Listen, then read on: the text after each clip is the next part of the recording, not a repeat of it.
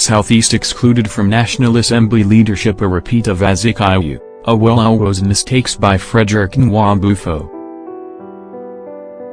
Southeast excluded from National Assembly leadership. A repeat of Azikiwe, Awolowo's mistakes by Frederick Nwabufo. Building a cohesive society starts with delivering justice to all and protecting the interest of not just a few, but all in the composite unit.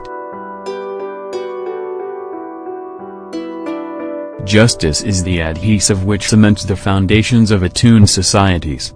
And it is the scaffold on which national balance rests. Mauritius is a polyethnic island country in Africa. The nation is a congruence of different peoples of Indian, African, European and Chinese of descent. But this tiny country is the most advanced democracy on the continent. It has been able to manage the disparate interests by maintaining a balance of power in its parliamentary system of government. In 2016, The Economist Intelligence Unit described Mauritius as a full democracy. It has also been projected to be the first developed country in the Third World. Nigeria cannot exit the jungle if it does not put the piece to the puzzle of political justice. It will always take one step forward and 5 steps backwards. Nigeria is like a locomotive operated by different drivers who take turns at the engine, and when one driver makes effort to get it moving, another one tries to sabotage him. This cycle is repeated as the drivers take turns. How can such a country move forward? The attempt to scheme out the Southeast in the politics of the National Assembly leadership should be interrogated by every Nigerian who truly holds this country dear. In 2015, the Southeast had no representation in the leadership of all the arms of government. This was rationalized at the time with a bogus claim. The zone did not produce any ranking senator or member of the House of Representatives on the platform of the APC. And in 2019, the same game is at play.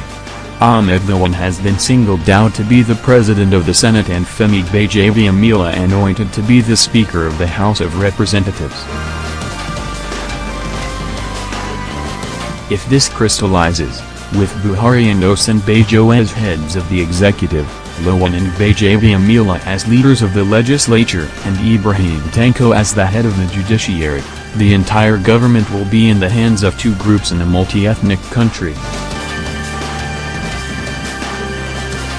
Really, it will be dangerous for national coagulation to allow this imbalance. The refrain that there is no ranking APC senator from the Southeast is a moot point.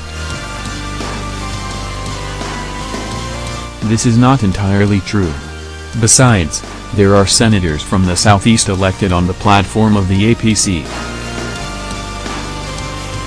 The rules of ranking can be circumvented for the sake of national balance and cohesion. I believe achieving political balance and fostering unity is more important than any rule which only favor a few. We must protect our unity. Imagine if it was the other way around. Imagine if it was the Southwest or the North that is facing this obvious political marooning. Repeating a bad precedent and rationalizing it with political niceties will only deepen recriminations and provide ammunition for future generations to trade hate. Everyday young people on social media trade hate over what Azikiwe and Awolowo did and did not do in the 1960s and 70s. Both men have been blamed for being the fount of Nigeria's political challenges, depending on the divide. While the Igbo blame Awolowo for introducing ethnic politics into the system, the Yoruba blame them as well for the same reason. Today, our political leaders and particularly a certain godfather, for selfish reasons, are introducing maroon politics into the system, creating minefields for future ethnic wars and bashing by their actions.